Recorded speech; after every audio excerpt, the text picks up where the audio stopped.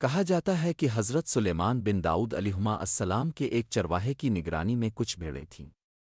ایک دن اس کے پاس ایک بھیڑیا آیا اور بولا، مجھے ایک بھیڑ دے دو۔ چرواہے نے حیران ہو کر جواب دیا، یہ بھیڑیں حضرت سلیمان علیہ السلام کی ملکیت ہے، میں تو بس ان کا رکھوالا ہوں۔ بھیڑیا بولا، تو جا کر حضرت سلیمان سے پوچھ لو کہ کیا وہ مجھے ایک بھیڑ دینے کی اجازت دیتے ہیں۔ چرواہے نے کہا، مجھے ڈر ہے کہ اگر میں چلا گیا تو تم بھیڑوں پر حملہ کر دو گے۔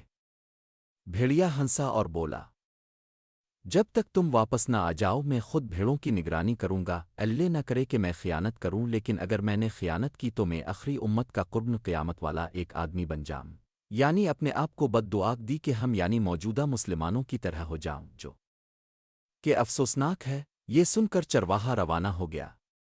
راستے کی حیرت انگیز نشانیاں چلتے ہوئے چرواہے نے 3 عجیب و غریب مناظر دیکھے۔ ایک پہلی نشانی، اس نے ایک گائے کو اپنی ہی بچی کا دودھ پیتے دیکھا۔ حیران ہو کر اس نے سوچا، سبحان اللہ، میں نے اس جیسا منظر پہلے کبھی نہیں دیکھا، اس کا کیا مطلب ہو سکتا ہے؟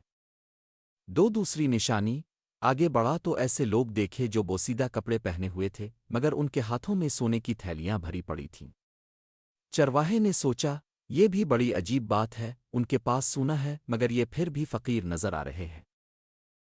تیسری نشانی، کچھ اور آگے بڑھا تو ایک بہتا ہوا چشمہ نظر آیا، پیاس کی شدت میں جیسے ہی قریب پہنچا تو بدبو نے اسے روک دیا۔ پانی کی بدبو اتنی شدید تھی کہ وہ پیچھے ہٹ گیا اور حیران ہو کر بولا، یہ کیسی بات ہے؟ بہتا ہوا پانی اور اتنا گندا؟ حضرت سلیمان علیہ السلام کی حکمت بھری وضاحت۔ بالآخر وہ حضرت سلیمان علیہ السلام کے پاس پہنچا اور بھیڑیے کی درخواست بیان کی۔ حضرت سلیمان علیہ السلام نے فرمایا، ٹھیک ہے، میں نے اسے اجازت دی کہ وہ ایک بھیڑ چن کر کھا لے۔ چرواہے نے عرض کیا، حکم بجا لاتا ہوں، مگر راستے میں 3 عجیب چیزیں دیکھی ہیں، ان کی حقیقت جاننا چاہتا ہوں۔ پہلی نشانی کا جواب، یہ آخری زمانے کی نشانی ہے۔ مائیں اپنی بیٹیوں کو فتنہ میں مبتلا کریں گی تاکہ خود فائدہ حاصل کر سکیں۔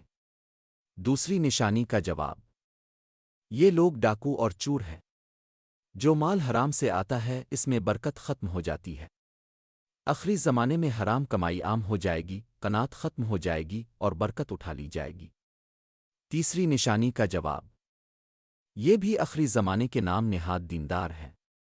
دور سے دیکھو تو ان کا لباس دین داری کا ہوگا، مگر جب قریب جاؤ گے تاکہ کچھ سیکھ سکو تو پاؤ گے کہ وہ دنیا اور خواہشات میں ڈوبے ہوئے ہیں۔ یہ سن کر چرواہے نے تڑپ کر کہا، میں اس زمانے کے فتنے سے اللہ کی پناہ مانگتا ہوں۔